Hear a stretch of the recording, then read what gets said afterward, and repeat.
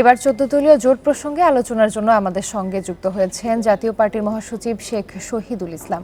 জনাব শেখ শহীদুল ইসলাম, আপনাকে স্বাগত আমাদের সঙ্গে যুক্ত হবার জন্য।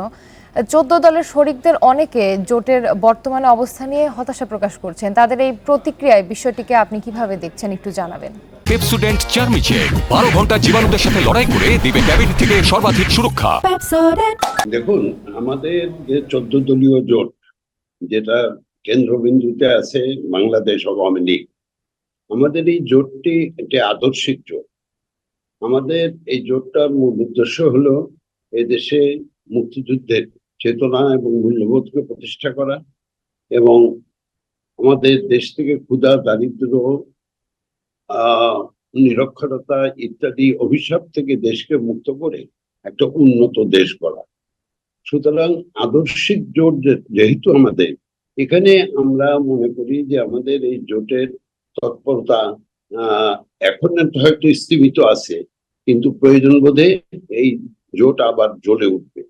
মাননীয় প্রধানমন্ত্রীও কয়েকদিন আগে প্রেস কনফারেন্সে বলেছেন যে 14 দলীয় জোট আছে এবং থাকবে, কারণ আমাদের দেশে এখনো জঙ্গিবাদের হুমকি আছে। আমাদের স্বাধীনতা সার্বভৌমত্ব নিয়ে বিদেশিদের ষড়যন্ত্র আছে। আমাদের এই দেশের আগামীতে যে উন্নয়নের পথে চলার যে ধারা, সেই ধারায় বাধা সৃষ্টি করার মতন লোক আছে, রাজনৈতিক দল আছে, এবং আমরা যে মহান লক্ষ্য নিয়ে অগ্রসর হচ্ছি, সেই মুক্তিযুদ্ধের চেতনা এবং মূল্যবোধ, সেটা প্রতিষ্ঠিত এখন পর্যন্ত সম্পূর্ণভাবে হয়নি।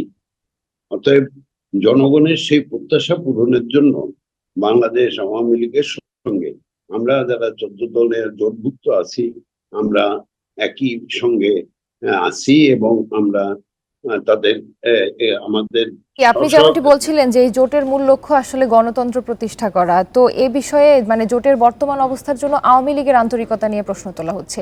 এই প্রশ্নের কোনো যৌক্তিকতা আছে কিনা? গণতন্ত্র তো আমাদের দেশে আছেই, এটা প্রতিষ্ঠা করা এটা আমাদের তো আর প্রয়োজন নাই। গণতন্ত্র আছে, দেশে সাংবিধানিক ধারা আছে এবং সাংবিধানিক মতে নির্বাচন অনুষ্ঠিত হচ্ছে এবং নির্বাচনের পর সরকার গঠিত হচ্ছে।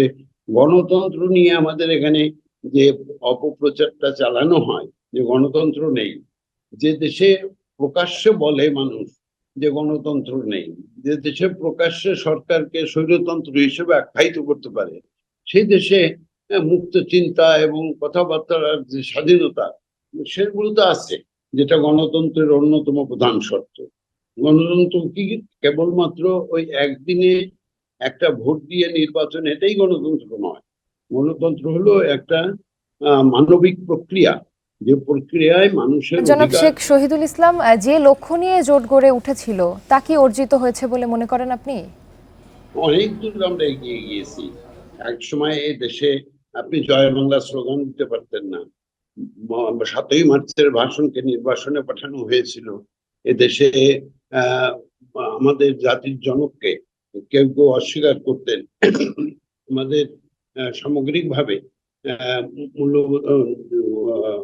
স্বাধীনতার কথা আমাদের পাঠ্যপুস্তকগুলো থেকে নির্বাসিত হয়েছিল, সেসব কিন্তু আবার আস্তে আস্তে করে পুনর্বাসিত হয়েছে। অতএব আমি যেটা মনে করি যে এই জোটের লক্ষ্য অর্জিত না হওয়া পর্যন্ত আমাদের ঐক্যবদ্ধ থাকা উচিত এবং এখানে হালুয়া রুটির বন্টন, ওই আপনার কে এমপি হলো, কে মন্ত্রী হলো, সেটা বড় কথা নয়। বড় কথা হলো যে আমরা যে লক্ষ্য এবং আদর্শ নিয়ে ঐক্যবদ্ধ হয়েছি, সেই লক্ষ্য এবং আদর্শকে এগিয়ে নিয়ে যাওয়া, আমরা সেই কাজটা করছি। জনাব শেখ শহীদুল ইসলাম, আপনাকে অসংখ্য ধন্যবাদ আমাদের সাথে যুক্ত হবার জন্য।